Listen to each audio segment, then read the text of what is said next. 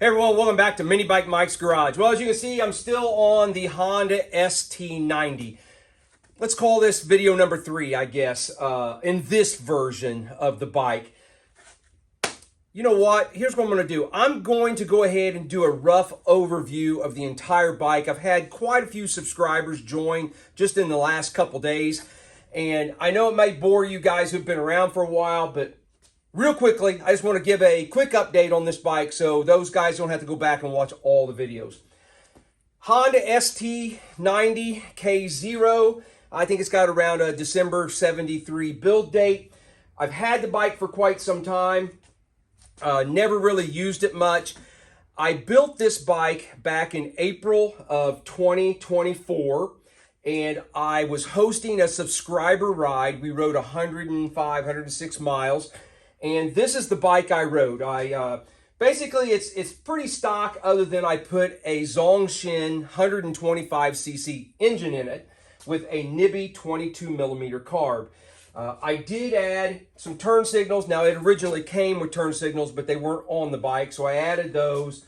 And it didn't have the rack. And basically, it was just a basic, simple bike, and rode it to 105 miles and had a great time. Well, next month, September 19th, 2024, I am heading from my location in Martinsville, Indiana, and I am going to ride to Cass, West Virginia, to meet subscriber Ben and ride in a small bore ride he's calling Ride the Divide in his area. And I want to ride the bike there, which is going to be about 450 some miles there and 450 miles back. So I threw the bike back on the table, and I've been going through some things, making some upgrades, changing some things since I rode the bike back in April.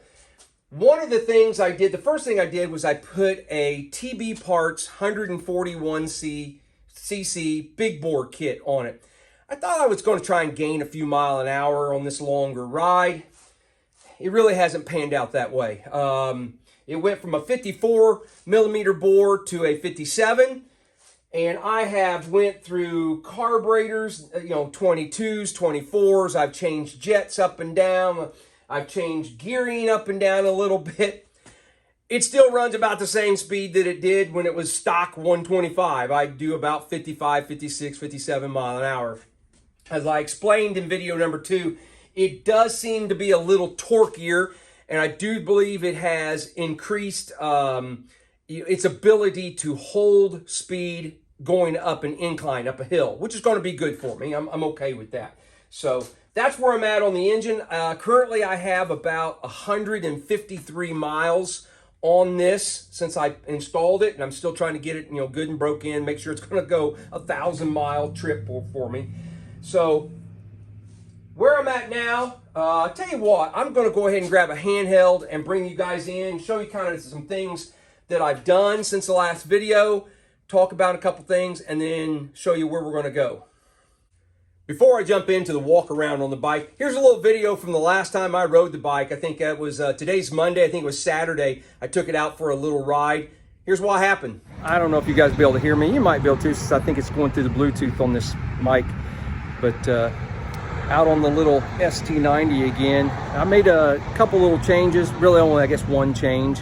I put a larger jet in that 22mm Nibby. It had a 98 main jet, and I had another one that was a 110, so I went a little bit larger. I just took the bike out for a ride, and I still can't tell that it makes any difference at all. It maxes out about the same speed. I think I'm actually going to go back and drop it down a tooth on the counter sprocket. I don't know what the back sprocket is. I know the front is like 17. So I may drop it down to a 16 and see what that does. But anyway, as you can tell, I'm at a gas station. I was rolling up the street right here. All of a sudden you cut out and it just died. And my first thought was, oh crap, I've been a valve, just lost compression. Nah, it just ran out of gas. And I don't know if you can see there's a stoplight right down there. My shop is just right on the other side of that light. Almost made it back, not quite. Some things that I've done off camera that you guys may, I know you haven't seen. You may know about, but you haven't seen it.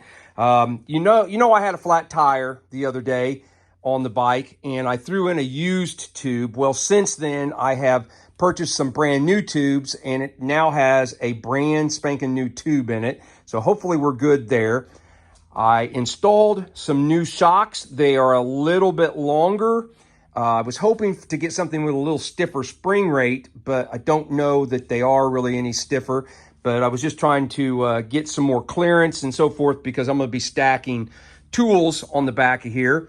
Now, the back here, the bike originally, this does not have this rack. This rack's off a Honda ST90, and I had one just laying around, so I kind of cobbled together a little frame and mounted it so that I can actually unbolt it and take it off after I'm done. I don't know if it's something I want to leave on there all the time. Now you may see that I've got put an extra light on it. That extra tail light, brake light, serves two purposes. One, so you can see me a little bit better. I'm afraid I might have bags or something hanging here, and I want to make sure that the brake light, tail light is not, that you can see it and making sure it's not covered. So I put this here, but it also serves a second purpose. The electrical system, the stator on this engine, puts out some, oh my gosh, it puts out some voltage now. I've got regulators. I went through a couple regulators trying to, thought maybe the problem was in my regulator, but it's not. No matter what I do, regulators I use, it keeps putting out over 15 volts. And I kept blowing taillight bulbs in this one. And so to combat that, I have added a second tail light, which allows me to be seen a little bit better, plus also draws some of the voltage down. And so now when I'm riding, and I've got the little voltage meter here with the USBs that I keep on the bike. The battery's currently at 12.7 volts fully charged, and as I'm riding it, it goes anywhere from 13.8 to 14.5, something like that. So I'm pretty happy with that. I wound up having to play with this a little bit. This light has a regular 1157 bulb in it. This one has a LED bulb in it. When I had an 1157 in both, it drew it down too far, and I was only running at about 12.5 volts. So I wanted to bump it up just a little bit. So I swapped this one out for an LED, and now I think I've got it dialed in electrically, so we should be good. We're not going to blow any bulbs, but we'll maintain our battery charge, which is good. So what I've got to do today, so as you saw in this, just in that little snippet I posted just a second ago, I ran out of gas the other day. Luckily, I was only just less than 100 feet from a gas station. But my plan is to put that bad boy right up there. And that's about 1.5 gallons, a little over 1.5 gallons. So that'll get me 120 miles or so on a tank, I believe, which is about half the distance I'm going every day. So I'm going to use it. I've already got a line plumbed in underneath all the way up to the carb. So I'm going to have to put this on here, and then I will use the tank that's underneath. It just has a plastic CT70 style tank underneath there that only holds about 1/2 gallon. That's going to be my reserve tank. So now to get this mounted here, as you can kind of see, the holes don't really line up with anything.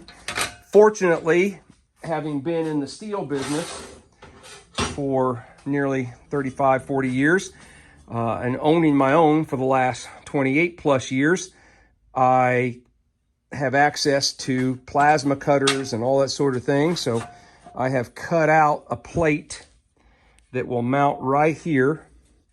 So I'll put a bolt here. I don't want it to be permanent. I thought about welding it, but I've decided not to. So I'm going to bolt it here, bolt it there, and then the tank will actually bolt into these spots. So I got to do some marking and drill out some holes so that we can start putting that all together. You guys probably can't see it, but I have, laid out some circles here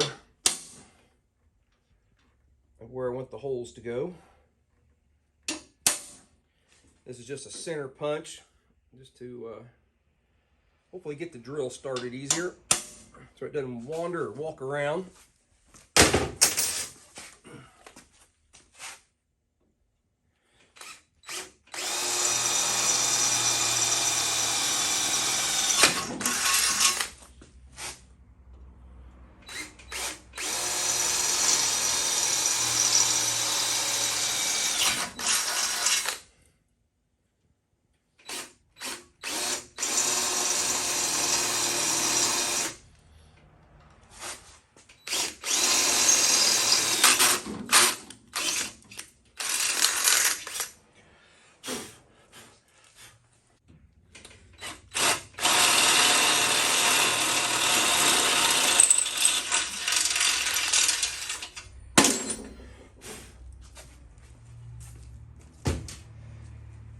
This one I had to hog out just a little bit more. I want to give it some more room, but I've also got a fitting that goes on the bottom of that tank.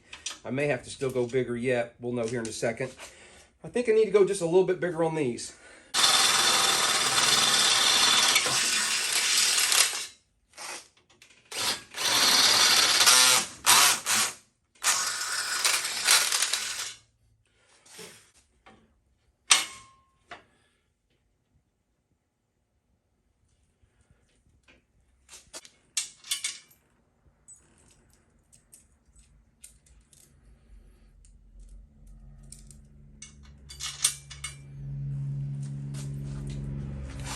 All right, let's, I need to put that fitting in the bottom of this tank.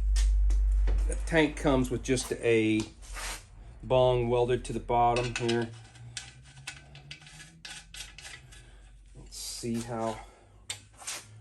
and see if these bolts are going to stick up too far, if I need to do something different there. They actually are. They're going to interfere. That's no good. And I need a much bigger hole. Yeah, I need a much bigger hole here to clear this whole thing. Back up and punt. Well, after tinkering with it for a few minutes, I just decided just to weld that plate to the rack. Like, reality hit in. When am I ever going to take that off? I'm not. So I just welded it on there. So now I'm trying to, I would like to maybe take the tank off. So now I'm trying to figure out how to bolt the tank to the plate. I may be messing up by putting these on here before I get the other one started. I don't know yet. What's going on here?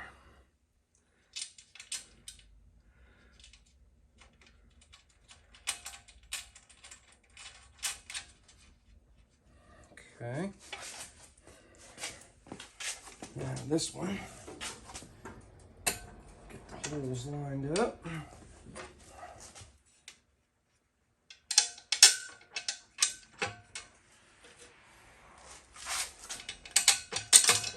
All right, I'm gonna get that all bolted down, and then we'll come back and make some adjustments to the tank, make sure it's clocked kind of right so that the outlet is pointing straight down, and then tighten it all up. I seem to be centered pretty well. I think I'm ready to go ahead and maybe tighten these down. Well, one's a 1/2 inch and one's a 9/16. Why'd you do that?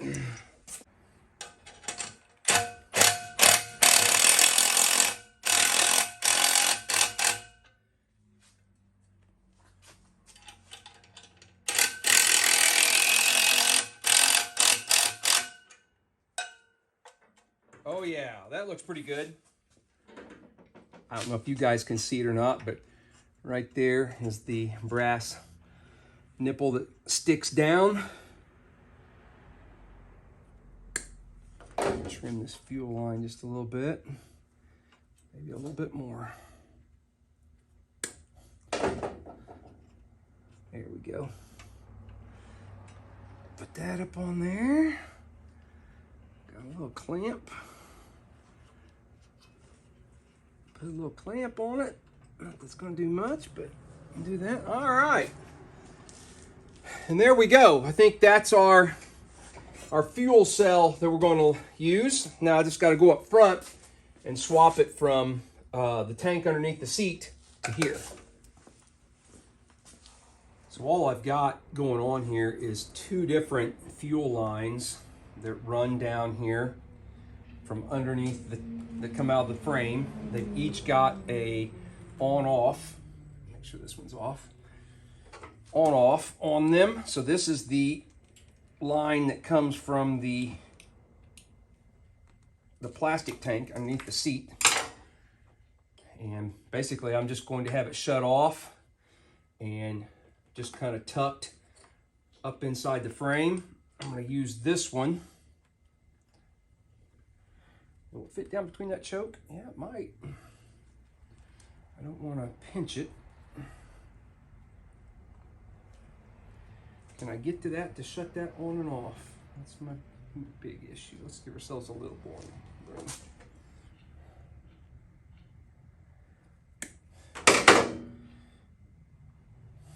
All right, let's get that out of there. I didn't like that. Okay, so I think we're going to do that. That'll be the line that comes from the back to the big tank, and we can shut it on and off. If I know how to turn it. There we go. And then if we need to, we can pull this one, put the other line on, and keep on going. So let's put some fuel in it. Make sure she's going to work. I think I'll shut this back off.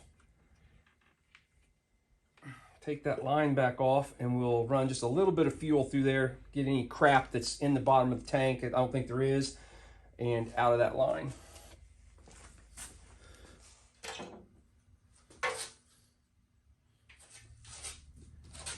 All right, first fuel into this tank.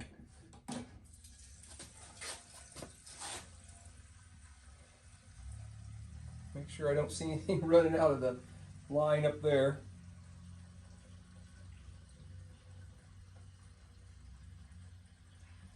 I think this engine, hopefully this engine's going to get 80 miles to the gallon, and this is a gallon and a half. So what's that get us? 120 miles. So that'll get us,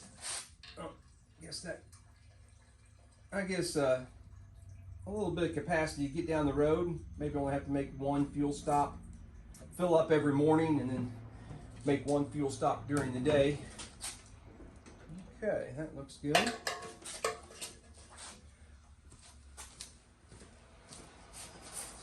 Let's grab a jar here, and let's if I can, I don't know if I can do this with one hand. I was going to run a little fuel out of it just to make sure it's flowing. Oh yeah, it's flowing well. And in case there's anything in the lines or in the bottom of the tank. I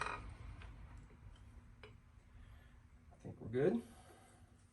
Does that actually shut off? Yeah, it does.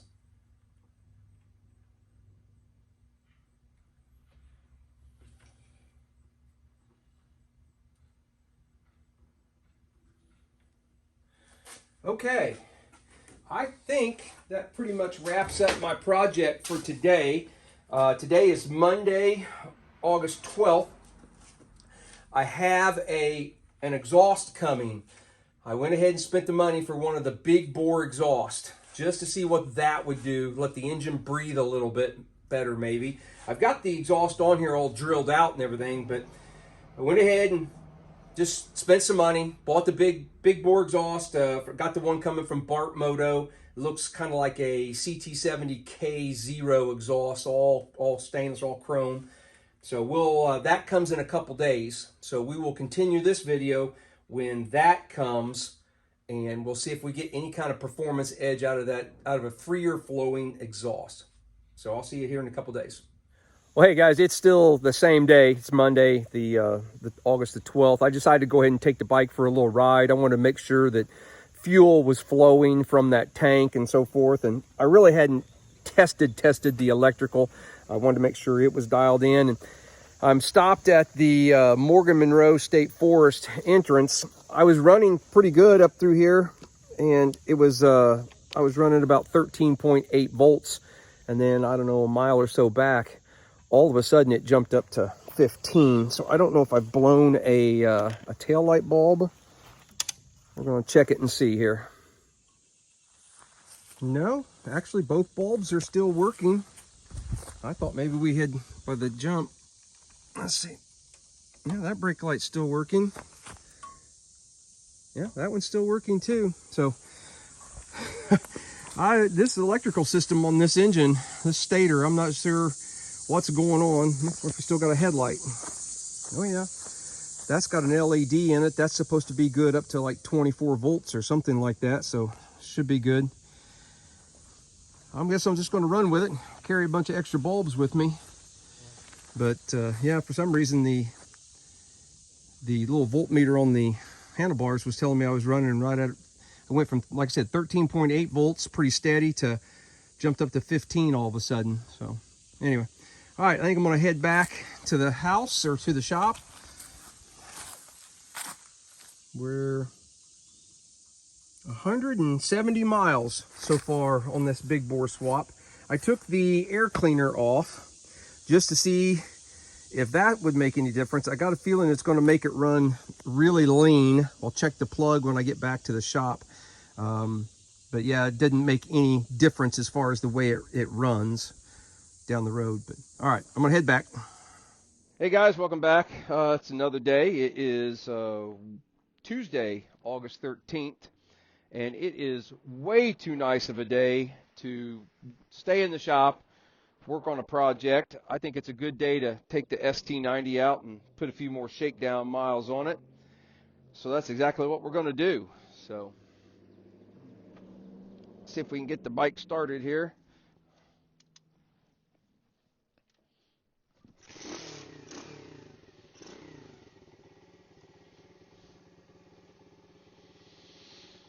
All right, get my helmet down.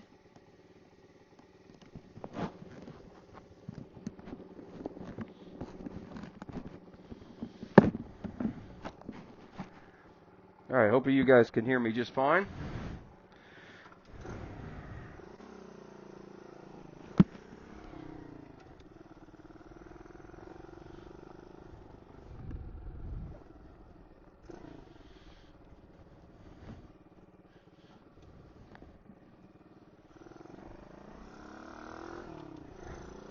I think we're just going to take a little ride through the country today.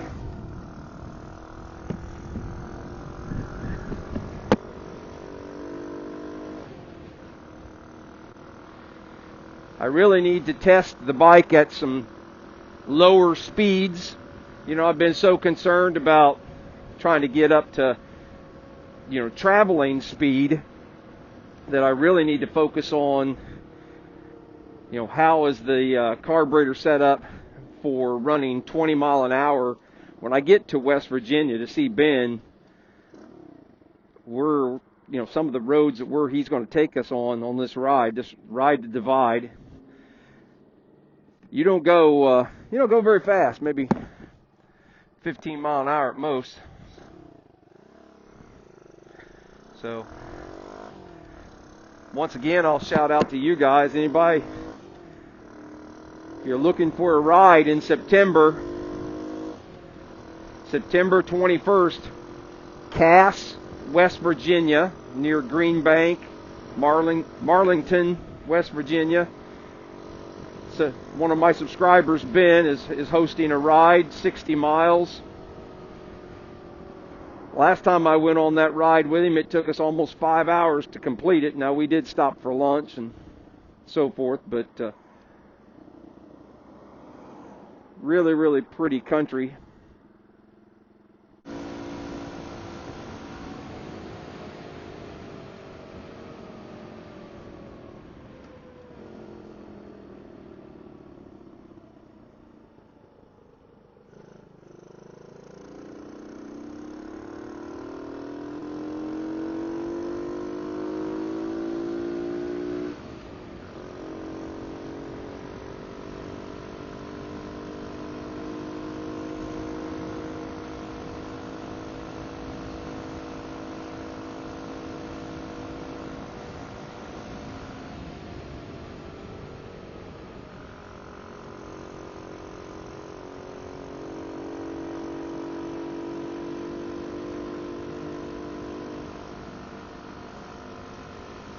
Some of you may recognize this stretch of road. If you joined me back in April 2024, I hosted a subscriber ride. This was the route we took to begin that ride. We went 105 miles that day. What a fun trip. You're looking for something to Google. Google the Tulip Trestle in Salisbury, Indiana. That's where we went down to. It was 52, 53 miles from my shop. And we rode little bikes down there, had lunch, and then rode a little bit different route on the way back. But this is you guys may recognize this. This is the route we took on the way down.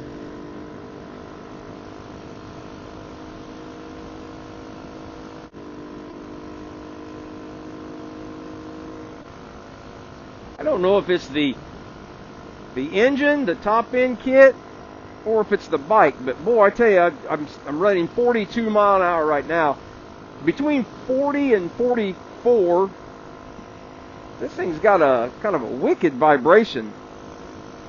You go slower, it's fine. You go faster, it's fine. But at this particular speed, something's vibrating.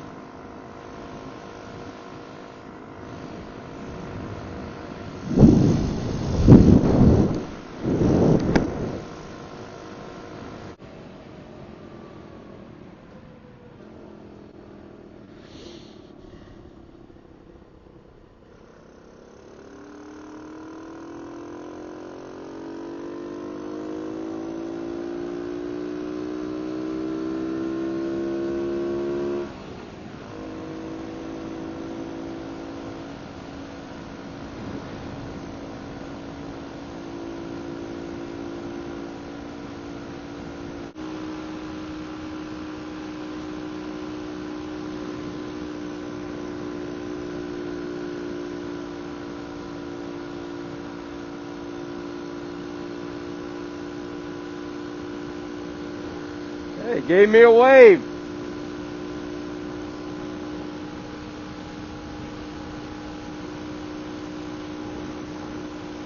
I don't typically wave at those guys on the big bikes. You never know if they're going to wave back. So I usually let them initiate it, and then obviously if they wave, I'll definitely respond back. But you don't want to look stupid and wave and then them go, oh no, that guy's on a mini bike, I'm not waving at that shit.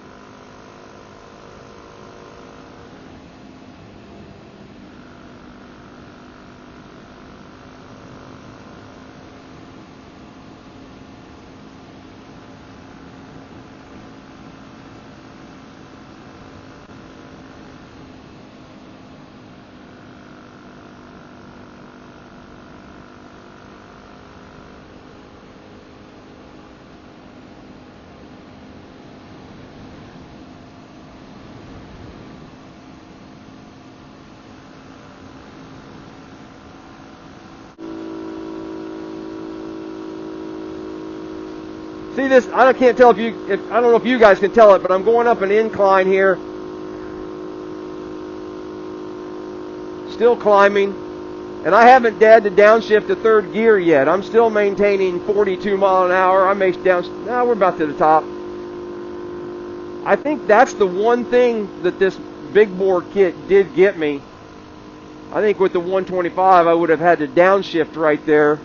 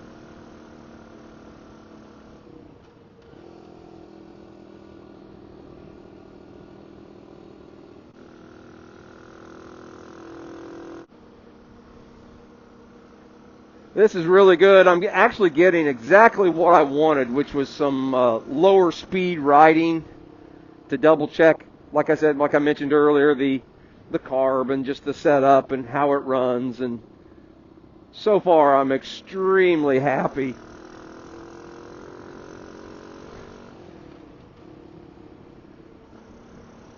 Everything is just working just fine.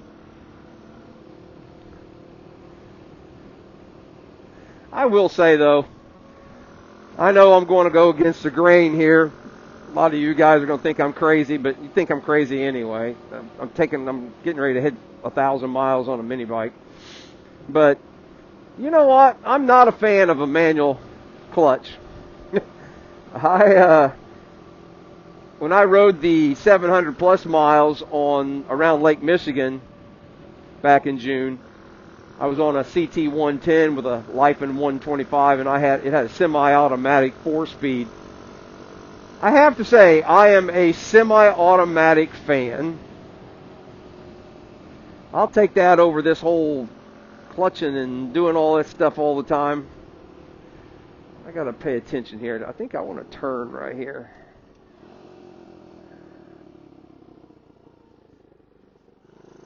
Yeah, I think this is it. If it's not, we'll figure it out.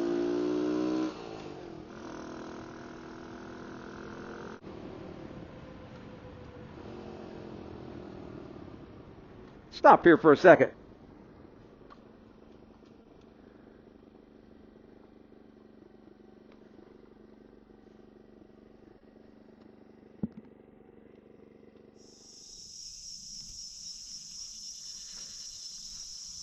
No real reason to stop other than I wanted to get some practice using a separate camera. So that's kind of what I'm doing.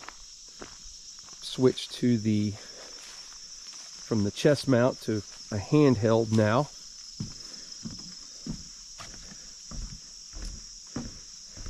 It's so leafy and so green right now that I don't know that you can see much of a view. It's a big marsh out there, marshland, home to lots of birds. What do they call this? The Wrestle Unit, Land Management for Wildlife. I don't know if you guys can see that or not.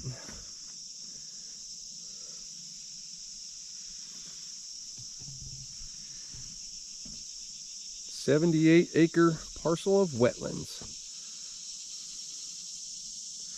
But I just wanted to stop, like I said, get some practice using the cameras. This will give me good practice for editing, splicing, those sorts of things. Again, if you didn't see an earlier video, I picked up a couple GoPros that I've been trying to get used to using, and then I'm using my phone that I still have here on the bike, and it's recording all my voice through it. So then I'll take all of the media from everything and put it into iMovie and see if I can't make something out of all this. So, but the bike is hanging in there. Where are we at now?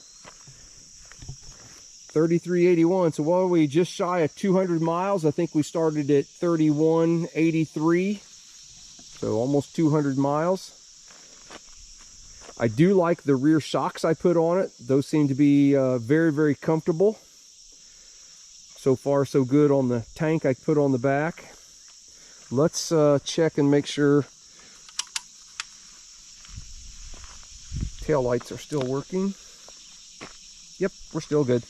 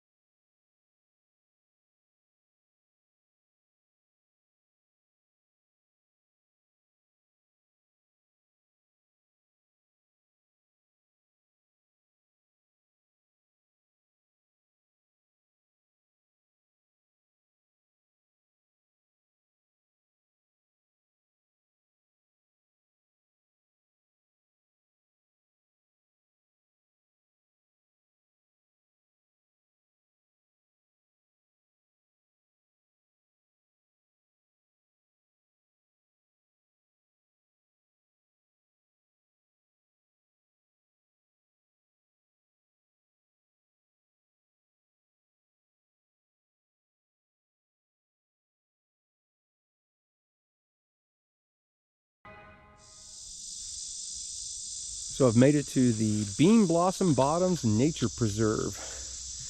And it's got a, I don't know, was it a 2.5 mile loop hike through the marshy wetlands. Mama Warner and I have done it a couple times. I could use a little exercise today. So I think I'm going to take you guys along with me. This is new since we've been here last.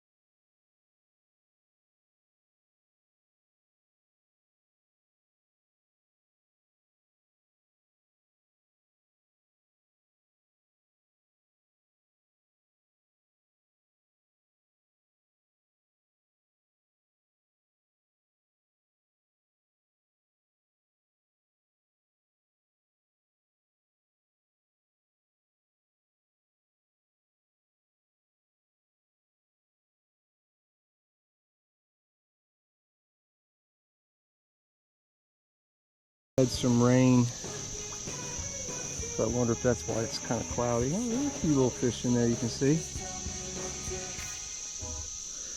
I bet it's clear if it hadn't rained last night.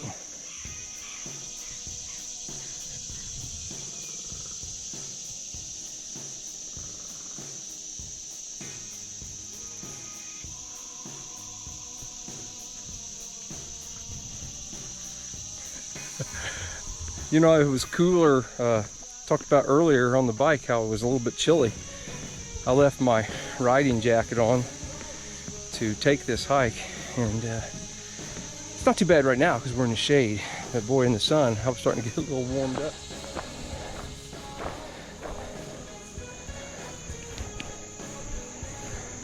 Well, that was a quick 41-minute stroll through the woods. 1.8 miles or something to that effect. But I think it's time to get back on the bike now. That's enough exercise for today, Mikey. She's still here. Wow, that was a nice 42-minute stroll through the woods. But I did get warm, I will have to say that. Now I'm probably going to really get chilly because now I'm all sweaty underneath this jacket. That's all right. What a beautiful day, guys. What a beautiful day. Out on a little bike. Just having a great time.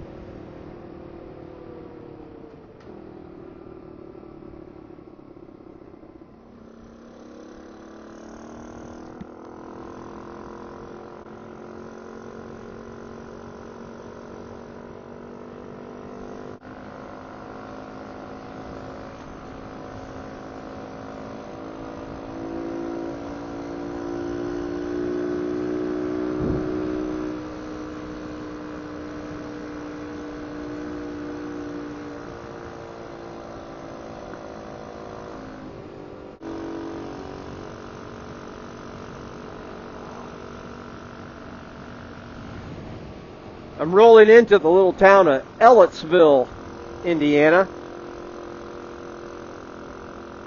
Maybe northwest of Bloomington, Indiana. We should be rolling into town here in just a minute. And when you roll into Ellettsville, there's one place you gotta stop.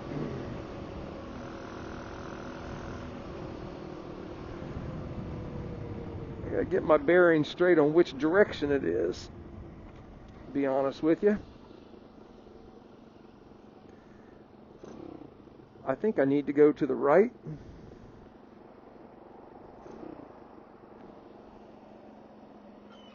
I might be wrong on that.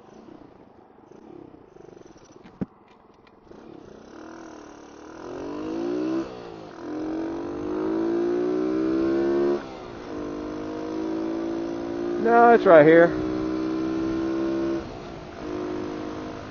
When you go to Ellettsville, you got to stop at the Jiffy Treat, especially after you've just walked a couple miles and got some exercise. Don't you think a guy deserves a turtle sundae or something?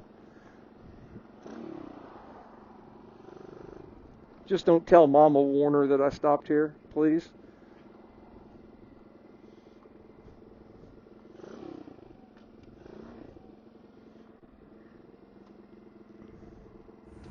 Holy cow, look at this thing. Turtle Sunday. Yes. Next time I host a ride, I think I may have to make this, the Jiffy Treat, one of the stops. Yeah, it's pretty good. All right, I got a thumbs up. That was pretty daggone good. Now, remember, please don't say anything to Mama Warner. She's not going to be happy that she missed out on this. Hopefully she doesn't watch the video. But on the bright side, the next time I host a subscriber ride, I'm thinking Jiffy Treat might be a stop for us.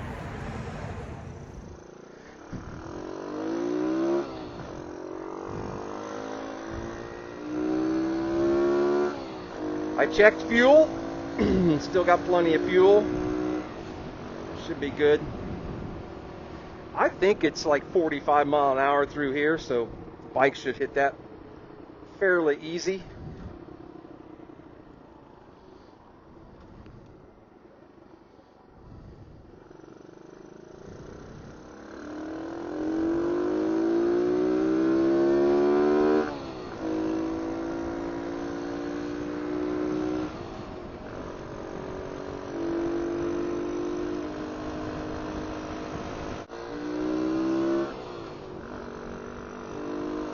Oh, it's 55 here. All right.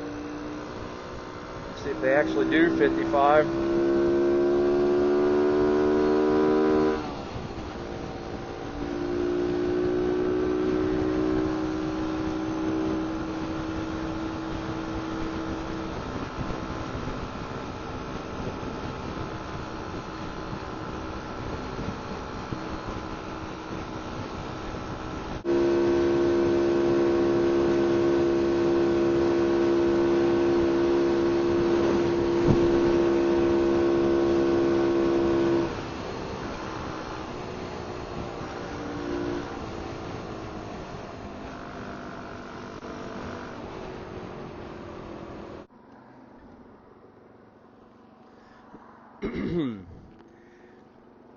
Welcome to the big city of Bloomington, Indiana. I don't know, you guys probably can't see it in my camera, but straight ahead in front of this Volkswagen here in front of me, you'll see a bunch of light poles. That's for all the athletic fields at IU. We're not going to go through the IU campus today. We're going to turn left up here and head back north, head back up to Martinsville, back up to the shop.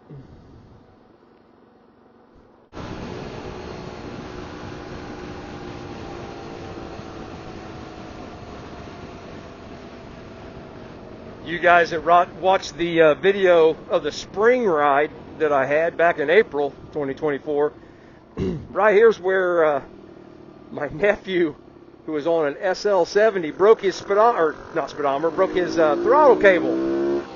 We pulled up, we were heading actually the opposite direction of the way I'm heading now. We pulled up to the light, stopped, we were going to cross through, and he went to hit it, and the little end came off of his throttle cable, and so he wound up riding my Amigo Rocky the rest of the way. But for you guys that were on the spring ride, this will be a familiar road, other than I'm going the opposite direction.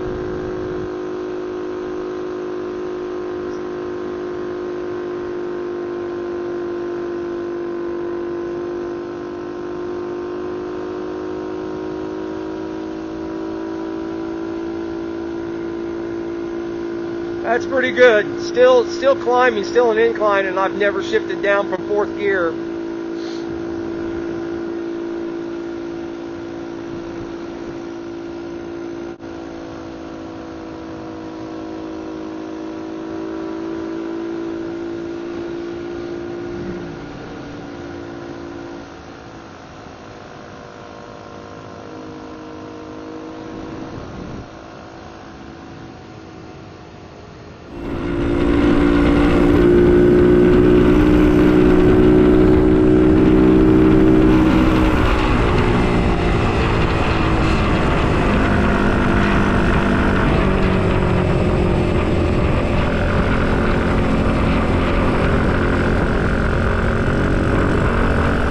Guys, I gotta give a little shout out to this bike. Man, what a sweet little ride this thing is. I can't tell you how happy I am with it. I am super stoked to head to West Virginia here in a few weeks. I certainly hope the trip goes as well as our Lake Michigan trip. So far, so good. I don't know what I have on the big bore swap now. 225 miles or something like that, but I'm very, very happy with it. All right, I'm gonna head back to the shop now.